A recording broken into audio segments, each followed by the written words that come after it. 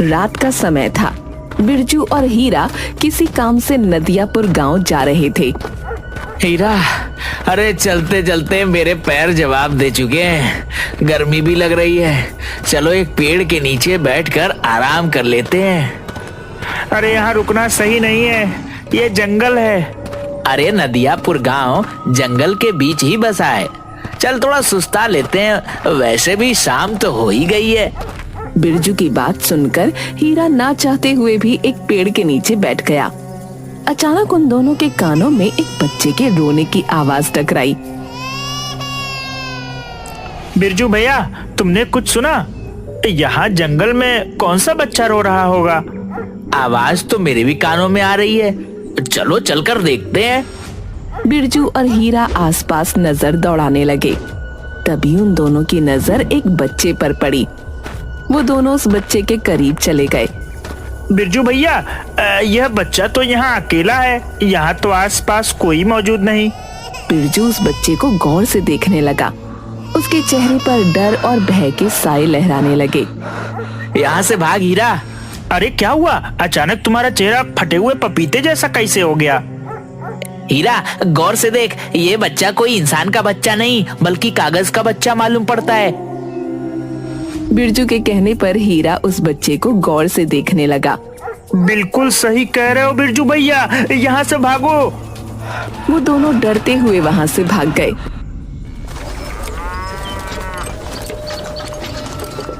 मगर उसी नदियापुर गांव में झुमरी नाम की एक सुंदर स्त्री अपनी 5 वर्षीय बेटी चमकी और पति के साथ रहती थी। झुमरी का पति बहुत गरीब था। एक दिन झुमरी का पति बसंत दोपहर के समय अपने घर पर उदास बैठा था। अजी, क्या हुआ जी? आप इतने उदास क्यों बैठे हैं? काफी दिनों से मुखिया जी से अपनी मजदूरी मांग रहा हूँ, लेकिन वह दे ही नहीं रहे। उनसे कहते क्यों नहीं कि हमारे घर में राशन भी खत्म होने को है। अगर आप वहाँ हमें समय पर पैसे दे सकते तो फिर ऐसी जगह काम करने से क्या फायदा।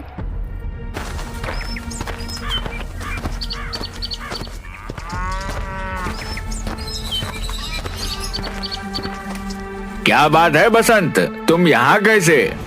मुखिया जी, आपने मुझे 6 महीने से मेरी मजदूरी नहीं दी। मेरे घर पर राशन खत्म होने का है। मत भूलिए, मेरे घर पर मेरी पत्नी और मेरी बेटी मेरी जिम्मेदारी हैं। तो मैं क्या करूं? तूने क्या अपनी बच्ची क्या मुझसे पूछकर पैदा की थी क्या? मुखिया जी, मैं तो बस अपने पैसे मांग रहा हूँ, मुझसे बदतमीजी से बात मत कीजिए। तुमने नौकरों को ज्यादा सिर पर चढ़ा रखा है मुखिया। अगर ये मेरा नौकर होता तो मैं इसका लात घूसों से ऐसा स्वागत करता कि ये फिर कभी किसी से जुबान लड़ाने की काबिल नहीं रहता।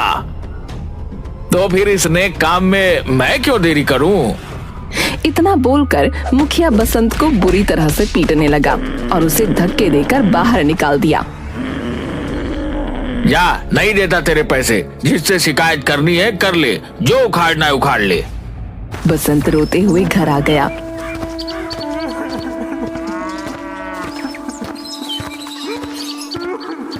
और सारी घटना अपनी पत्नी झुमरी को बताने लगा। चिंता क्यों करते हैं जी, ईश्वर पर भरोसा रखें, सब कुछ सही हो जाएगा। तुम समझ नहीं रही, घर का राशन खत्म होने को है। आज तो मेरे पास चमकी के दूध के भी पैसे नहीं बचे। मैं क्या करूं? चिंता मत कीजिए, मैं अपने पड़ोस में रहने वाली अनीता से कुछ पैसे उधार मांग लेती हूँ। आप बस ऐसे उदास मत बैठिए और हाँ, कभी भी हिम्मत मत हारिएगा।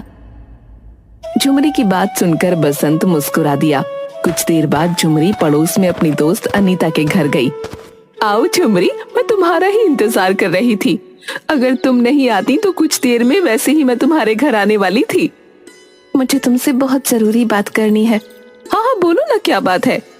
मुझे कहते हुए अच्छा तो नहीं लग रहा, लेकिन मुझे कुछ पैसों की जरूरत है। वो क्या है ना, आजकल मेरे पति को कहीं काम नहीं मिल रहा। बोल रहे थे बाजार में काफी मंदी चल रही है। ये बात तो सही है, सभी जगह बुरा हाल है झुमरी।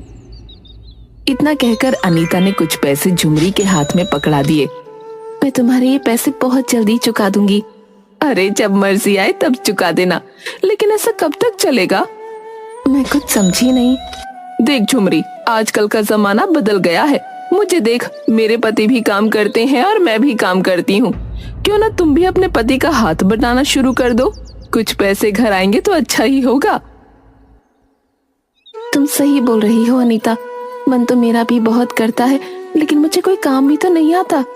तुम उसकी चिंता मत करो झुमरी, मैं कागज के बहुत अच्छे खिलौने बनाती हूँ। तुम चाहो तो मैं तुम्हें सिखा सकती हूँ। जिस तरह से बाजार में मैं ठेला लगाकर कागज के खिलौने बेचती हूँ, उसी तरह तुम भी बेचना, एक से भले दो। झुमरी को अनीता का ये उपाय पसंद आया। उस दिन के बाद झुमरी अनीता के साथ कागज के खिलौने बनाना सीखने लगी और कुछ ही दिनों में झुमरी कागज के खिलौने बनाने में निपुण हो गई।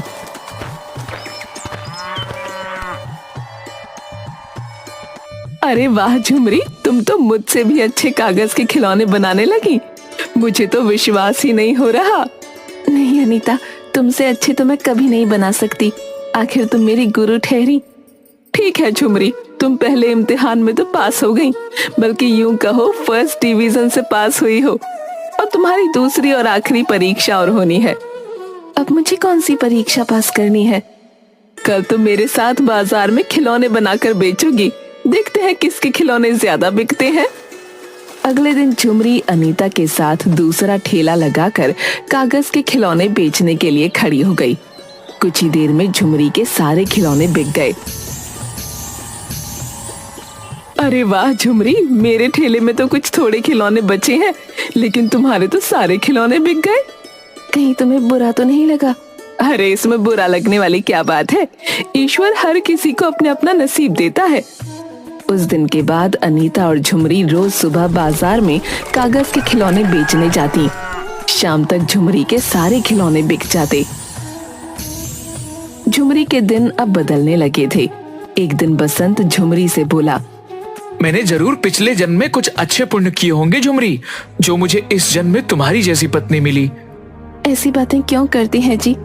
अगर पति पत्नी के हर दुख में पति उसका साथ देता है, तो क्या पत्नी उसके दुख में उसका साथ नहीं दे सकती? मैं तुम्हें यह बताने के लिए आया हूँ कि मुझे चौधरी के खेतों में काम मिल गया है। ये तो बहुत अच्छी बात है जी, अब हमारी कमाई दुगनी हो जाएगी। अब हम अपनी बिटिया रानी को अच्छे स्कूल में एडमिशन दिलवा सकेंगे। झुमरी की बात सुनकर बसंत मुस्कुराता हुआ वहां से चला गया। एक दिन की बात है, झुमरी और अनीता बाजार में ठेला लगाकर कागज के खिलौने बेच रही थीं कि तभी मुखिया कुछ लोगों के साथ वहां आ गया। कैसी हो झुमरी? देख रहा हूँ तुम्हारे खिलौने आजकल बहुत ज्यादा बिक रहे हैं, और तो और तुम्हारे वस्त्र भी बता रहे हैं कि तुम्हारी आमदनी अच्छी हो रही है। सब ईश्वर की कृपा है मुखिया जी। यहाँ कैसे? बात यह है झुमरी कि हमारा गांव दो नदियों के बीच में है। वर्षा प्रारंभ होने वाली है और मुझे सूचना मिली है कि इस बार हमारा गांव भयंकर बाढ़ की चपेट में आ सकता है। इस तरह से तो गांव वालों का जीवन यापन बर्बाद हो जाएगा। इसीलिए मैं चंदा इकट्ठा कर रहा हूँ। झुमरी, तुमसे भी मैं चंदा लेने आया हूँ। झुमरी ने उस दिन की सारी कमाई मुखिया के गुल्लक में डाल दी और साथ ही साथ उसकी दोस्त अनीता ने भी। झुमरी, मैं सारे गांव वालों से चंदा लेकर उनके लिए शहर से अच्छे कंबल और बहुत सी खाने पीने की वस्तुएं लेकर आऊंगा। मुझे तुम पर विश्वास नहीं है मुखिया जी। वैसे भी तुम मेरे पति की 6 महीने की तनख्वाह रोके बैठे हो। देखते हैं गांव वालों की कितनी मदद करते हो। अरे तुम अभी तक अपने पति की मार को दिल पे लगाए बैठी हो, मगर वह मुझे आकर बदतमीजी से बात कर रहा था। इतना कहकर मुखिया वहां से चला गया। दिन ऐसे ही बीतने लगे, मगर झुमरी ने देखा कि मुखिया शहर से कुछ भी लेकर नहीं आया। एक दिन की बात है, मुखिया अपने मुनीम प्रेमचंद से बातें कर रहा था। झुमरी अपने पति बसंत के साथ काम से जा रही थी। मुखिया को देखकर झुमरी मुखिया से बोली, मुखिया जी, 1 महीने पहले आप सारे गांव वालों से चंदा लेकर गए थे, ये बोलकर कि हमारा गांव भयंकर बाढ़ की चपेट में आने वाला है, वर्ष प्रारंभ होने वाला है, मगर मुझे तो अभी तक कोई इंतजाम नहीं दिखता। झुमरी की बात सुनकर मुखिया बुरी तरह से तिलमिला कर रह गया। तुम तो ऐसे बोल रही हो जैसे कि तुमने 10-20 लाख रुपया चंदे में दिया हो। अरे 100-50 चंदे में डालकर अपने आप को क्या समझ रही हो? मुखिया जी, आपको इस तरह से मेरी पत्नी का अपमान करने का कोई अधिकार नहीं। मुंह बंद रख बसंत, पिछली बार की माल भूल गया क्या? गांव में तेरी पत्नी के अलावा न जाने कितने लोगों ने मुझे चंदा दिया है। उन्होंने तो मुझसे कोई सवाल नहीं पूछा। यहाँ से चला जा वरना तेरा फिर से मार मार कर बुरा हाल कर दूंगा। बसंत अपनी पत्नी के साथ वहाँ से चला गया। देख रहे हो मुखिया जी, इस बसंत की पत्नी के कागज के खिलौने बाजार में क्या बिकने लगे। यह तो अपने आप को आपसे भी बड़ा समझने लगा। सही कहा तुमने। जब तक मैं इन दोनों पति पत्नी को गांव से धक्के देकर बाहर नहीं निकलवा देता, मैं चैन की नींद नहीं सो सकता। वैसे क्या वास्तव में अपने गांव में बाढ़ आने वाली है? अरे कोई बाढ़ नहीं आने वाली है।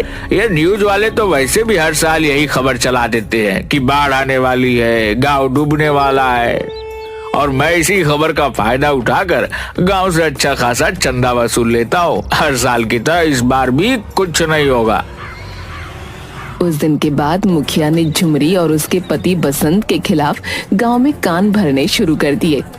गांव वाले मुखिया की बातों में आकर झुमरी और बसंत को अपना दुश्मन समझने लगे। झुमरी से उन सब ने झुमरी के कागज के खिलौने खरीदने बंद कर दिए। थक हार कर बसंत और झुमरी अपने घर पर ताला लगाकर दूसरे गांव की ओर चल दिए। झुमरी एक जंगल में बैठकर आंसू बहाती हुई बोली, ये सब मेरे सच बोलने का नतीजा है। दिल छोटा मत करो झुमरी, तुमने तो सच बोला है और सच बोलने वालों की कभी हार नहीं होती। वो सब तो ठीक है जी, लेकिन अब क्या होगा?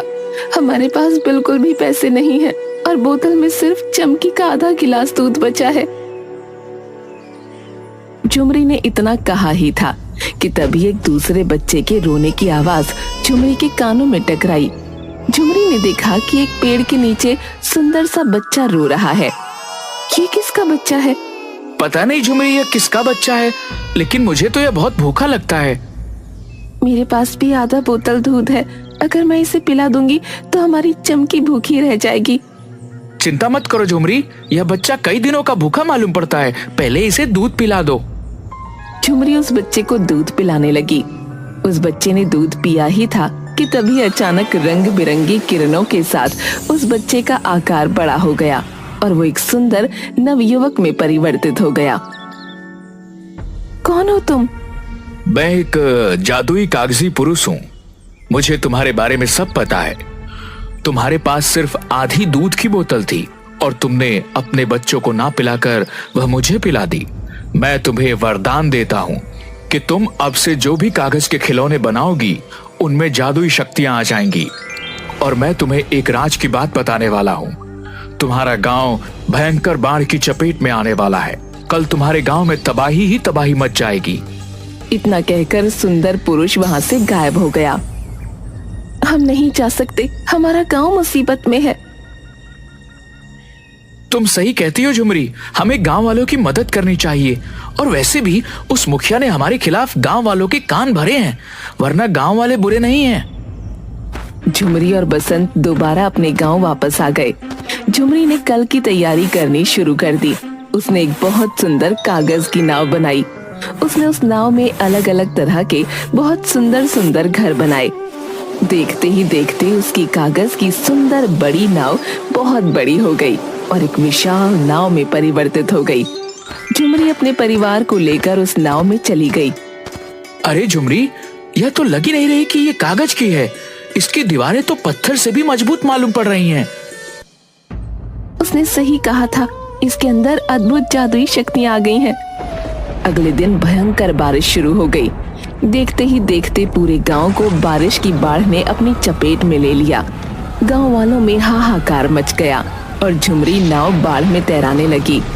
झुमरी ने देखा कि उसकी दोस्त अनीता पानी में डूब रही थी। झुमरी ने तुरंत नाव को वहां जाने का आदेश दिया। अनीता, कागज की नाव के ऊपर आ जाओ। ये कैसा चमत्कार है?